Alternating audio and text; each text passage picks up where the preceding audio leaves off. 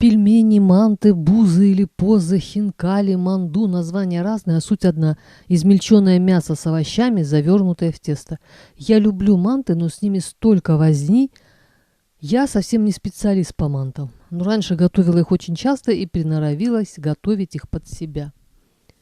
Мясо свинина, потому что самое доступное мясо на сегодняшний день, для меня во всяком случае, 1 килограмм по $4. Я сторговалась, мне дали чуть дешевле. Мясо, которое они не продали в субботу, например, в воскресенье они его режут на куски и продают чуть дешевле, так как в понедельник выходной. После нарезки я взвесила мясо, получилось 1,7 килограмм в пакет и в морозильник. Нарезала за пару дней до готовки. Потому что сделать все в один день, невозможно, для меня во всяком случае.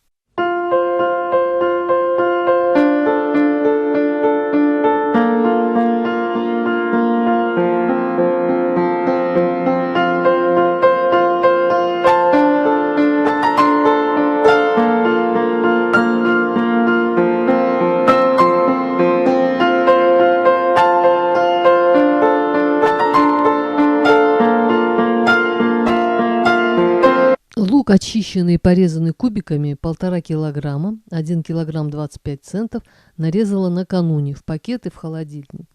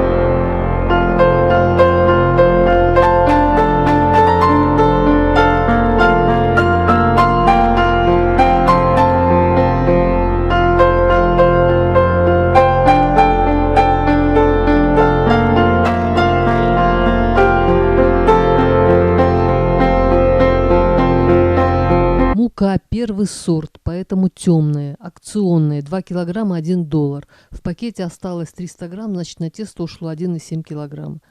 Кипяток 850 миллилитров. Подливаем постепенно, собираем в комок. Месить очень трудно.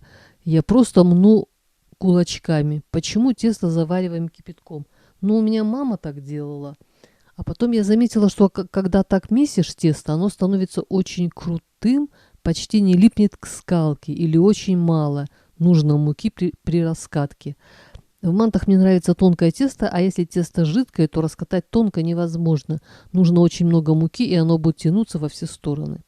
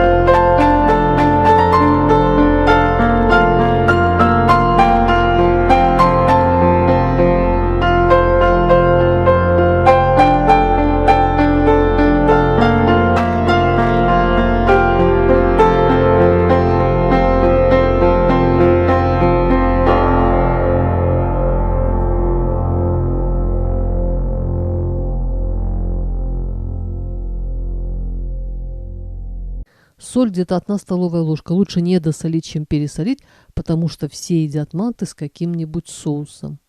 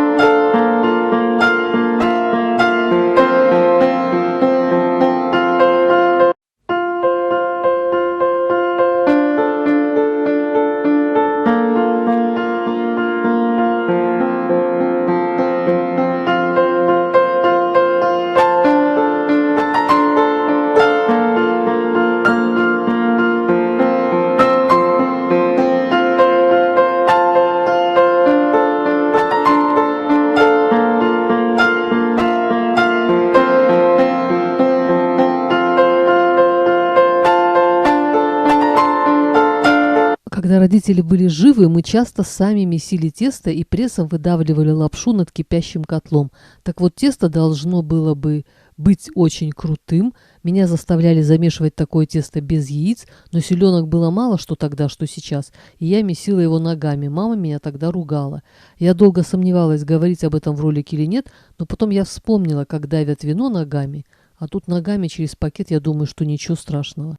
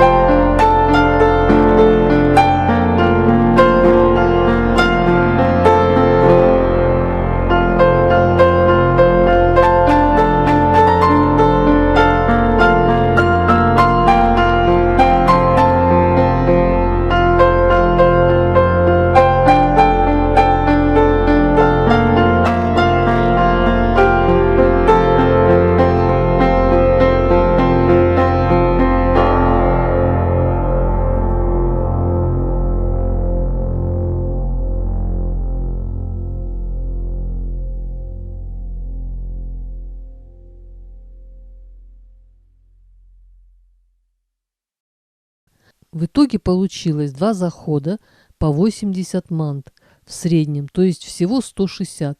И еще тесто и фарш остались, завтра доделаю. Соус для мант я готовлю так. Несколько столовых ложек соевого соуса, столовую ложку воды, пол чайной ложки сахара. Кто не любит сладкий, можно не ложить. И уксус, но это тоже кто как любит. Сильно кисло, не кисло. Уксус можно яблочный, можно обычный. И мелко рубленый чеснок. Но чеснока у меня не было. Ну и потом мне нельзя. Ну, поэтому вот так.